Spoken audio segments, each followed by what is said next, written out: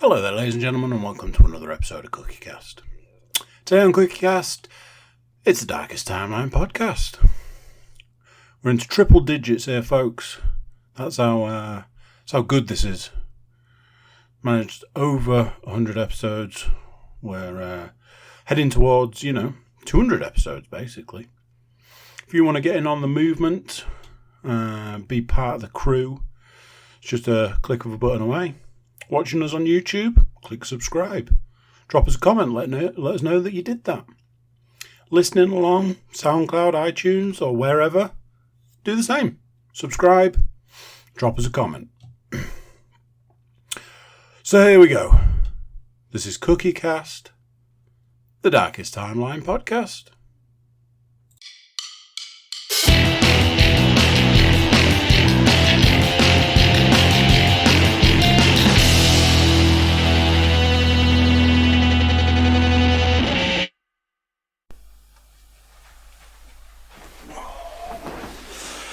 Right then, let's get this party started. And believe me, it is a party. It's always a party, let's face it. So, how are you doing?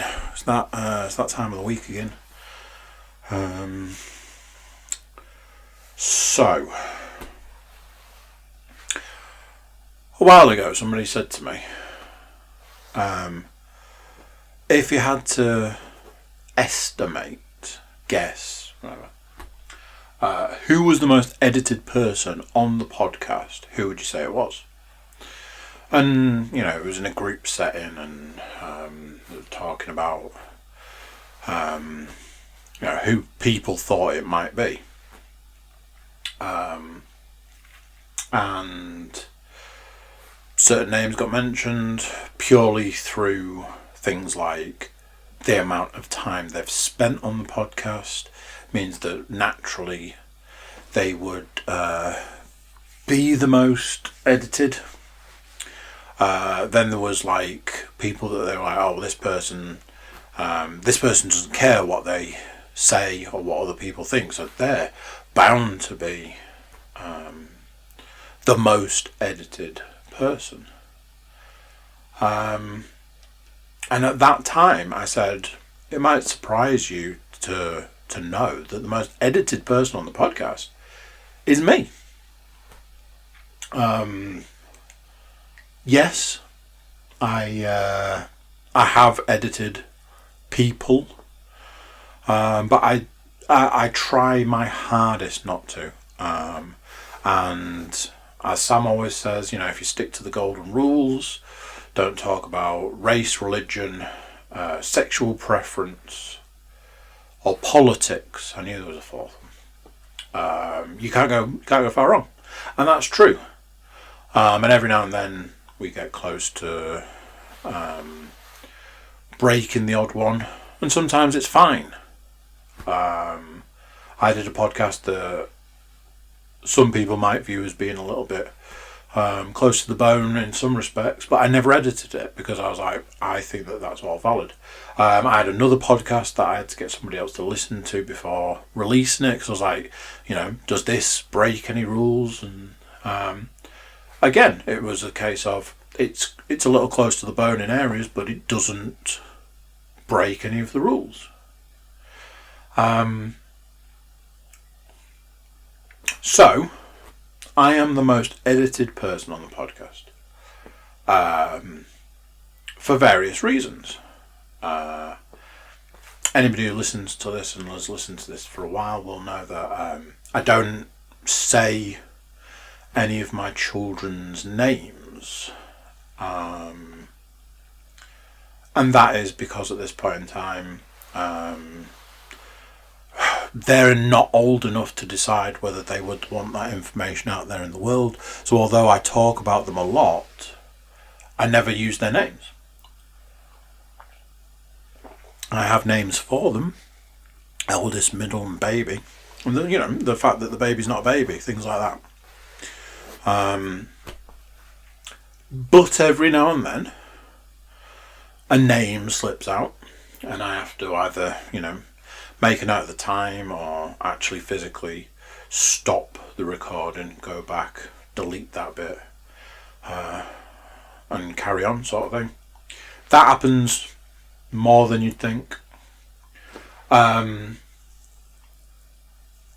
However, why am I talking about this? Because it's the subject of the first point of the podcast. And the first point of the podcast is that I have hit a dilemma. I have hit a crossroads that I am not sure has a solution. I can't see a way past this point. So here's the thing. Over the space of the last month, I have self-edited more podcasts that I have done personally than ever before. That just seems to be one of those things where I just seem to have had a run of it. Some where I've physically had to stop the recording partway through actually making the podcast, go back, delete it, that sort of thing. Others that I have edited, deleted, reworded in post-production, I suppose. And it's happened more and more recently. And I've hit this point now where I don't know what to do for best. So it's got this multi-layered thing. So I consider this podcast to be therapy, free therapy.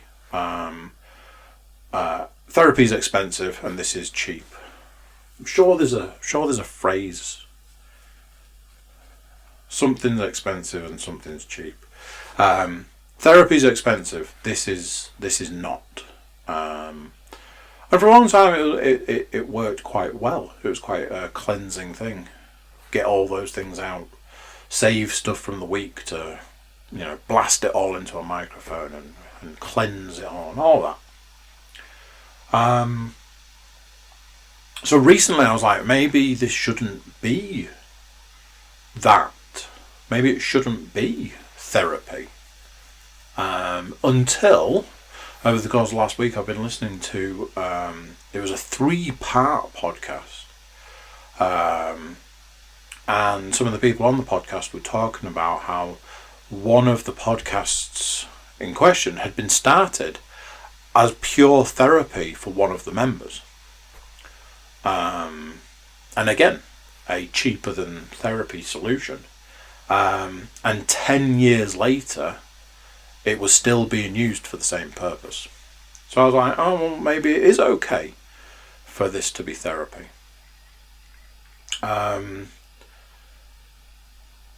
There's the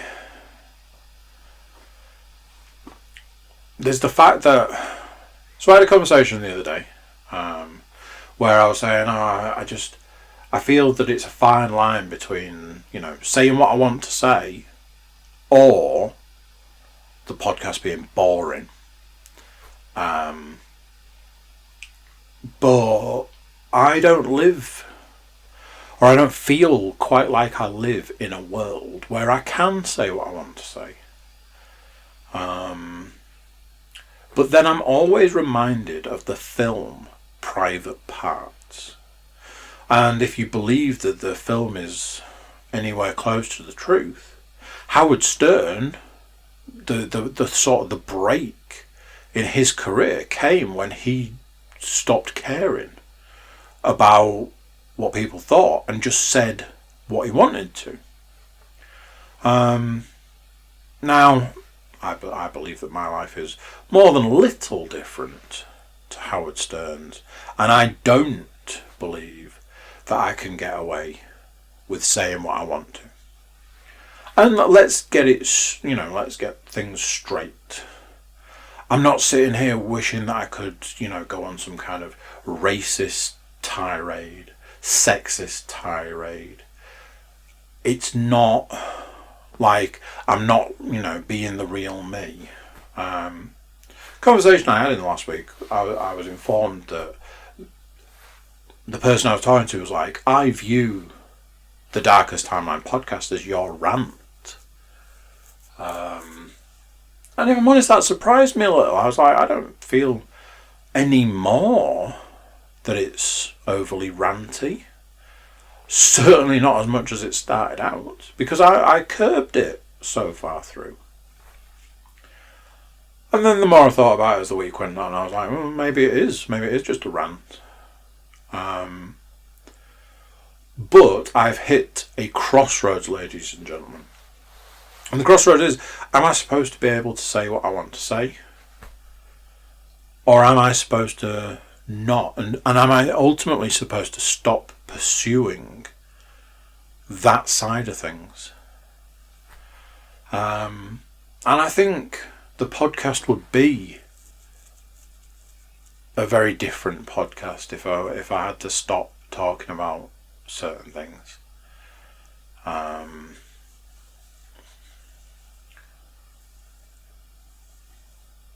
So I don't know what to do. I don't know what I'm supposed to do. And it's really starting to affect things. I feel like I can't talk openly, and that makes me feel like maybe I shouldn't be doing it anymore. Like, what's the point? What's the point to this if I can't say the things that I would want to say? I've got this podcast from last week and I still need to decide how much of it needs to be edited, because it's already been edited once, and part of me thinks it hasn't been edited enough, and another part of me thinks, well, once is surely more than enough. And it's just it's this constant, should I say this, or should I say that, or should I say the other? I want to leave a legacy behind. I want to leave something for my children, for the point in time when I'm not here, and they are, and they think, oh, I wonder what my dad thought about that. I wonder what my dad was doing at that point in time. And unlike so many other children out there in the world, big or small, they will never be able to look at a particular point in time and wonder what their parent was doing or thinking or experiencing. Whereas my children will be able to do that. My children will be able to say, what was my dad doing on this day at this time? And to a degree, they will have the tools to find out. Barring, a global apocalypse that takes down the whole internet. So, there's an aspect of, am I being fair to them by holding things back?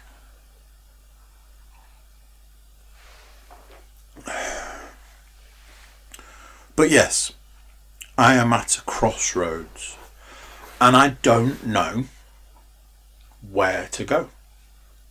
I don't know what to do. And I'm serious when I say the thoughts have crossed my mind a lot recently of, is there any point to this? Should I just stop? And I don't think that's good. I don't think that's the right side of things. So,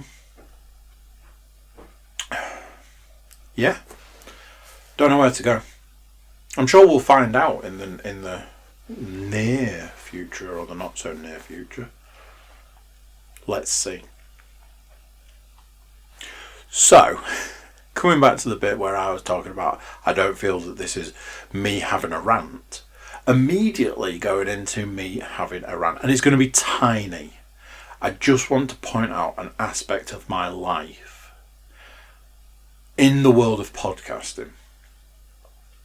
I saw a thing a couple of weeks ago, and I was going to talk about it last week, and I didn't, because I self-edited myself. I was like, I don't need to talk about that. That's just super ranty, and I don't do that anymore.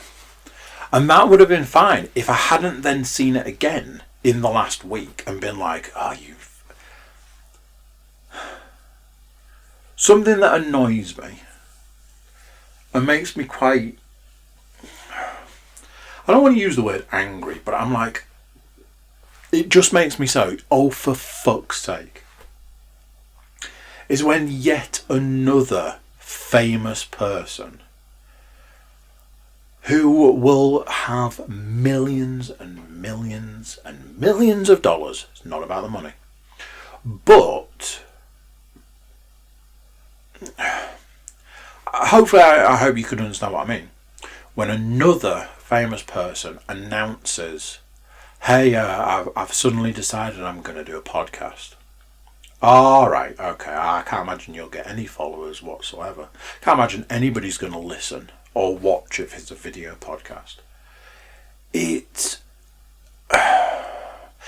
feels very much like, oh, you're a stand-up comedian who has had a TV show, has been in movies, has been, is considered as one of, if not the greatest comedian of our time. What possible need do you have for a podcast? And as a little guy in the podcasting world, it's just like, oh, that's another person to come along and take another chunk of the pie. And it will be a massive chunk. I was so disappointed when Jack Black announced that he was going to start a YouTube channel and he was going to play computer games. And I'm like, all right. I think within the first 12 hours, he had like 500,000 followers. And within the first day, he had 1 million followers. It's like, there you go then. That's that. It's just like, and this is the thing. I listen to wildly famous and wildly successful people who do podcasts, but a lot of those people are the cornerstone of podcasts. People who were doing podcasts when nobody knew what podcasts were.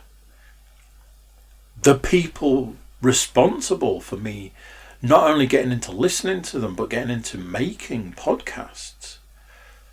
So those guys have at it. You were the forefathers. But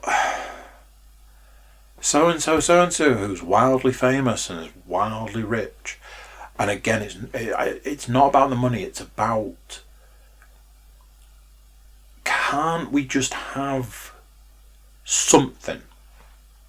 I'll give you an example. A while back, if anybody remembers, I kept having a dig at the fact that not one but two famous people started doing a podcast, and they called it the same as this podcast. They called it the same name as this podcast. Now, admittedly, they had X amount more right to the name than I did. But I was like 60-something episodes in. It's like, yeah, cool. And, again, I can't imagine anybody would have listened or watched along to that one. It's just a little bit like, can't you just leave something for the rest of us?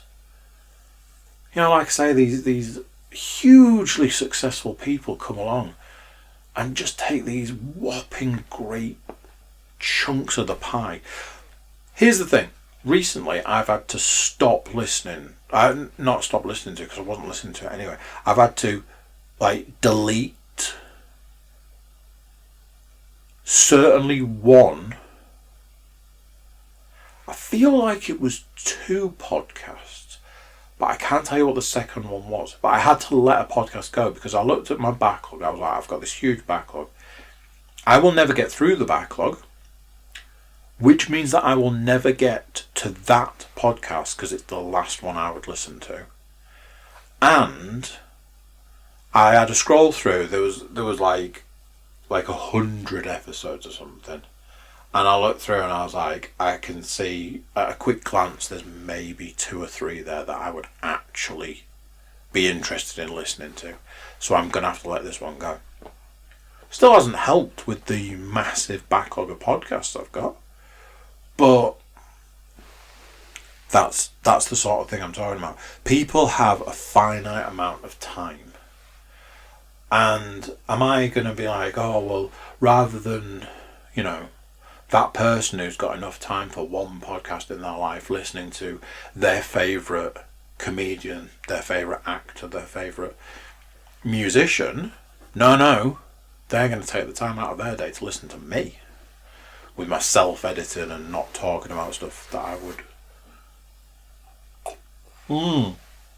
and drinking non-alcoholic beer in the middle of a sentence. So there was the ranty portion. Okay, I feel silly now because I've looked at the next thing on the list. I got a new phone. Some of you may know this. I got a new phone. Can somebody explain to me why I get a new phone? Because the other one has basically just died a death. I'd had it a while, So, new phone, new generation, has to be better. Yes? No. Here's a list of things that my new phone doesn't do that my old phone did. So the camera zoom on my old phone was 10 times zoom. Camera zoom on new phone, 5. What use is that to anybody?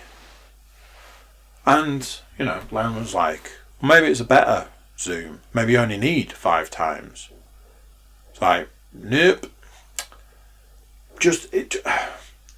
It's annoying. I tried to take a picture yesterday that required zoom, and when I hit the 5-time maximum, I was like, this is annoying.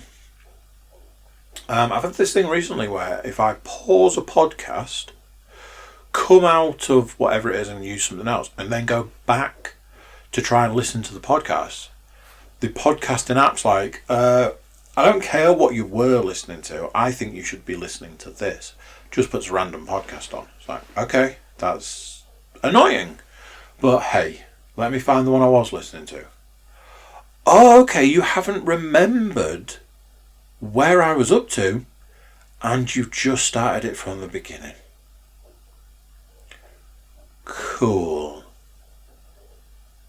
That's wildly annoying.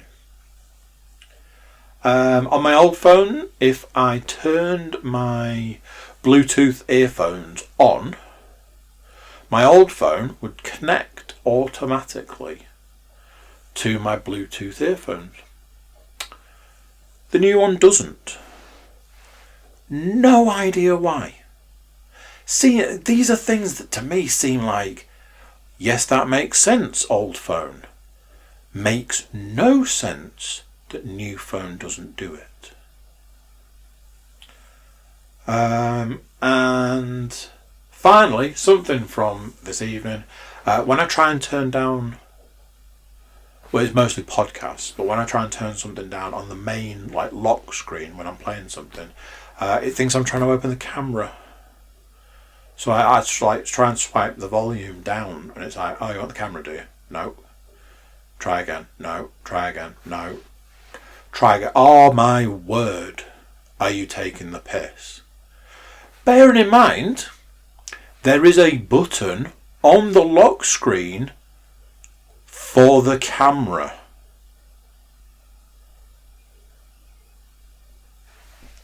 I don't understand why a next generation of something would be going backwards. Where is that? Where is the logic in this? It don't make no sense. So, I want to talk about the weekend. So Saturday's a big day for this guy because, as we all know, cheat meal. I look forward to it all week. I get real hyped for it.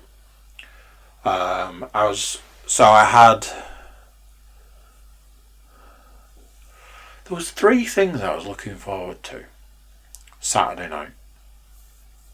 Cheat meal. Playing Resident Evil.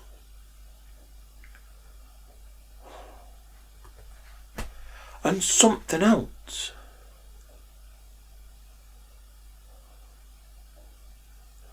I cannot think what that third thing was. There was definitely 3 things. Anyway, none of it matters. And here's why.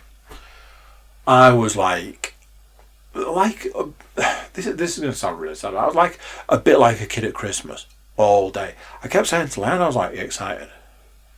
She's like, "What?" Like, but Resident Evil and cheat meal. Might have been as simple as a glass of Pepsi. Oh yeah, I'm excited. I was like, I don't think you are. I don't think you're excited. I'm excited. That kind of thing. And I was genuinely excited. And that's where my life has reached. Those are the things that excite me. And I'm not going to go into, because the rest of my time is fucking awful, because that's not true. But the rest of my time is probably in the vicinity of high stress. Or certainly elevated stress. So things like sitting and playing a game, having eaten, a meal that you've worked for all week. I think we can all agree that fits. Never look forward to things. That's the moral of this story. So, Saturday afternoon, I was like, oh, a little bit of pain. And it's a pain I recognise all too well. Don't know if anybody knows if this has ever come up before, but I am an IBS sufferer, and it's awful. It's just yet another one of those things where I'm like, this makes no sense. Like, those things where you're like even, I don't know, like a headache or toothache or, things that are awful, but you can understand them. Even going as far as like, a headache could be dehydration, or it could be, people who get headaches when they've got the wrong prescription in their glasses, or, migraines, which, again, people, we know more about them these days, but still, I know people who are taken out for like 2 or 3 days with a migraine. But you can see a correlation. You can see that. IBS is like, hey, guess what? I'm going to sit in the background here. I'm not really going to do a lot most of the time, but every now and then, for no apparent reason, I'm just going to ruin your life for anywhere between 1 day and weeks. Like weeks and weeks and weeks. So by the evening, I'm like, well, this meal is going to be a kill or cure situation, and that is true. I'm not being a dick about it. Honestly, sometimes you'd be like, I can't possibly imagine eating anything right now because I'm in so much pain, and then you eat something, and it just subsides. It just goes. But I was like, let's give it a try anyway. I don't want to miss out on the cheat meal sort of situation, especially having worked all week for it. So I had my meal. It did, in fact, not cure said bout of IBS. And yeah, obviously, you transpose it to things like trying to sit and play a game. Ironically, playing the game was the thing that took my mind off the situation. But it was a full-blown disaster. So let's jump to Sunday evening. Sunday evening, No sign of the IBS, although I am suffering at this point in time.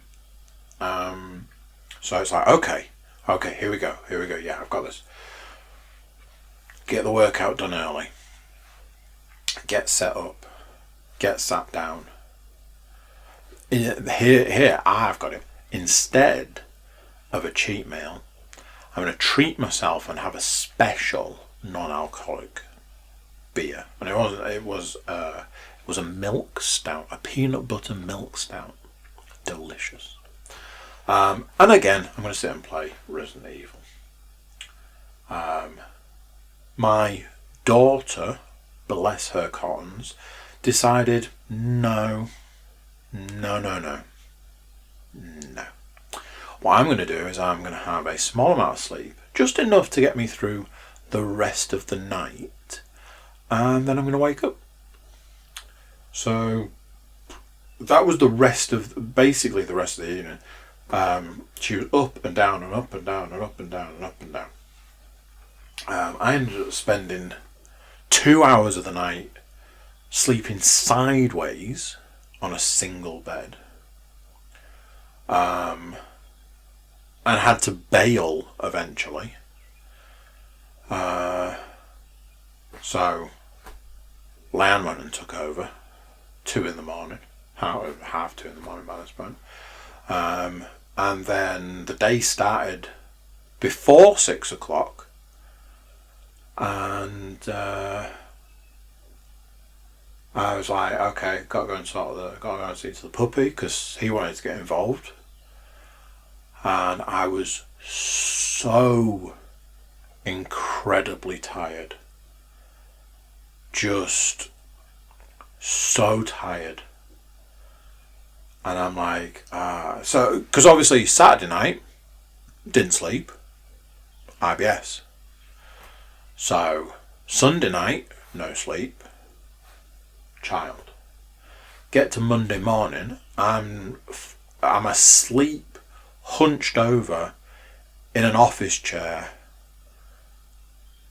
with a puppy who doesn't accept being asleep in an office chair. The terrifying moment that I opened my eyes and he was like right there in my face, I was like, "Wah!" All of this. I was like, there you go. There's the moral of the story is never look forward to anything. To top it all off, the daughter, bless her cottons, was then sick this morning, and that was obviously what the situation was. She was poorly. So there we go. Moral of the story, kids: never look forward to anything. So, entertainment wise, I've got a tickle. Yeah, let me have a little. Delicious. Entertainment wise, bit of a weird one. I watched a movie, but it's a movie I've seen before. Not only is it a movie I've seen before, it's a movie that I did an entire podcast about. So I don't feel you guys really need to listen to me talk about Bohemian Rhapsody again. I did write it down because it is the film I watched. And what I will say is this: no matter what I've said previously and what I will go on to say in the future about this film, you just end up being gripped by how incredibly sad that whole story is. And the thing with films like this is you don't know the truth, and you'll never know the truth. It's representation of the truth, but it's just so incredibly sad. I haven't watched any TV. That is not actually true. I watched episode 2 of Invincible for the 4th time. And this is ultimately the thing. I can't seem to find something that I actually want to watch. There's a few things, the odd thing here and there floating around that I'm like, yeah, I kind of want to watch that. But when it comes to like actually sitting and watching something, I'm like, I can't be bothered. There's a superhero show on Netflix, Jupiter's Legacy, I think it's called. It looks mildly interesting, but I haven't got around to watching it. There's the new Zack Snyder film, The Army of the Dead, which initially I'd been quite interested in seeing, and then saw that it had some quite poor reviews, and I was like, that's a shame. I will probably still watch it, because, me and reviews are a bit like, whatever. But I won't hold out any hopes for it. So I'm in this funk. I don't think it's a mixture of things. I think it's a mixture of being really tired.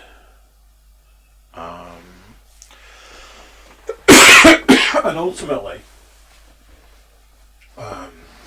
the thing about being really tired is that it impacts whether you're going to do something. Because if you know that there's a high chance you're going to fall asleep, then what's the point in doing something? I will admit there are things that I've done recently where I've been like, I'm definitely going to fall asleep. And then I haven't because I've been quite engrossed. But as I said last week or a couple of weeks ago, I really am missing that episodic TV aspect. And yeah, I fancy like a good movie. I tried to watch something the other day. But the Sky Go, it was weird. It had it listed as like you could watch it there and then, but it didn't have it listed as something you could watch whenever you wanted. So I don't know if I presume that's just a thing. So computer game wise, as mentioned, I have now finished, as of last night, I have now finished Resident Evil 7. Overall it was a good game. I would say to you, overall it was a great game. But I can't, because that's not true. Here's my thought on Resident Evil 7. I feel like they'd made it. They were like, here we go. Here is the finished article. Resident Evil 7. And somebody sat down and played it. And they got to the end and they went, is that it? And they were like, well, what do you mean? They're like, is that it? Is that all? That's all you've got? Well, yeah. It's like, it's great, but you can't end it there. It feels really abrupt to just end it there. Oh, okay. So what then? Well, you need to add another third to the game. Oh. So then they slap on this stuff at the back end. Like the last third of the game. And it's bollocks. It's dull. It's unnecessary. It's backtracking for the sake of backtracking. Go here and open this door. Oh, do you not have the key for that door? Oh, you should go find the key for that door. It will be furthest point away from this door. Alright. Can I use a lockpick? No! Okay, can I use this tool to, rip the lock off the door? No. Okay, I guess I'm going all the way to the opposite end of this entire section to pick up a key to come all the way back here. That's padding, ladies and gentlemen. If that wasn't bad enough, they then go with, okay, you've done this big section of the game which is just filler. Here's what we're going to do for you now. We're going to give you just a generic section. We're going to put the same enemies that have been in the rest of the game in it. And what we're not going to tell you is that they're 3 times harder to kill now. For no apparent reason. If the game had have ended at the point that, basically what was the end of the game, I'd have said this. Whew, that was abrupt. Quite short. But that was a good game. I enjoyed that. Really, it was short, but yeah, it was good. However, what I instead ended up saying was, the first 2/3 of that game were really good. Really well done, really well written, really well acted, I suppose. Puzzles were great. Characters were great. Just a really solid game. The back third, dull, boring, filler. Very much we realise this game isn't long enough. Here, have a load of stuff to do. That doesn't impact the game. It was a real shame, because all I could think of was, you had people working on this. Writing the story, writing the script, writing where to go and what to do and how to do it. Then you had it, animated and computerized and all of that sort of stuff. All of which could have been better spent elsewhere. What you should have done was really plumped out the first 2/3 and made it a whole. And that would have been that. That would have been enough. That would have sufficed.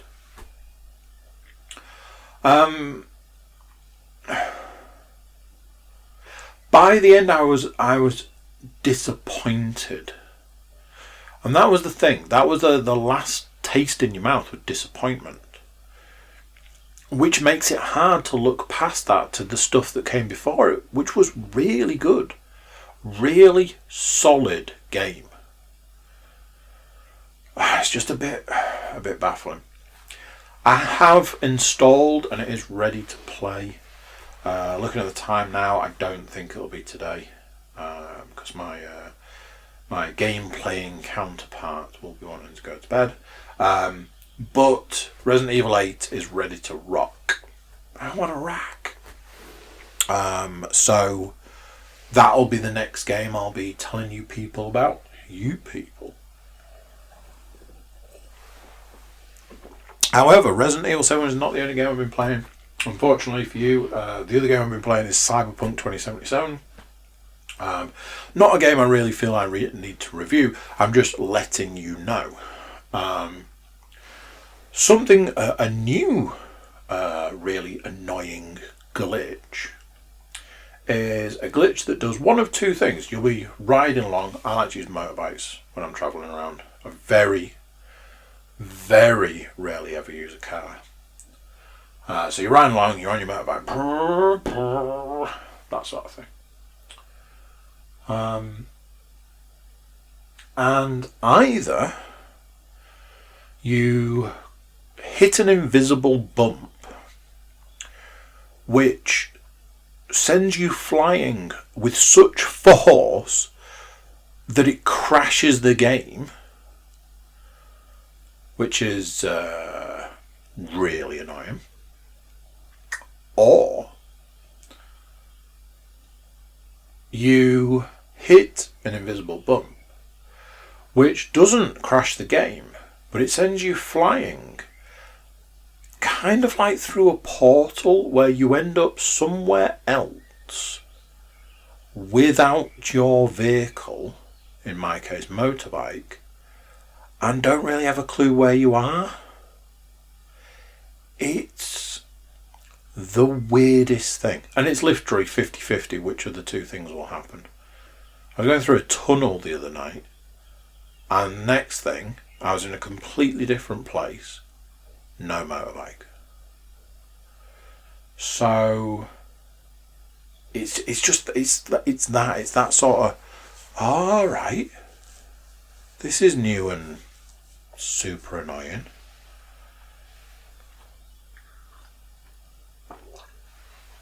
Also, I had a glitch last night where it was like, oh, talk to these two guys. One of them disappeared, so I couldn't talk to them, and that meant the game wouldn't progress. It was, yeah. A game that's had that many patches, you would think by this point in time, might be kind of serviceable.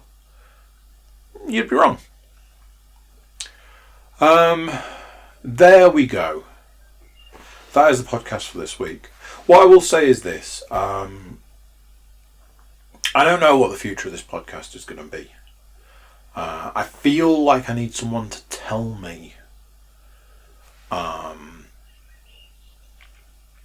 one way or another. I've had conversations in the last week, and let's face it, I don't see myself being like, I'm going to stop doing the podcast. But I also don't see myself being like, I'm just going to say what I want. Damn the whatever. So I need to find a compromise. What that compromise will be, who knows? Let's find out together though. So there we go. That's it for this week. I'll catch you guys on the flippity flop. See ya!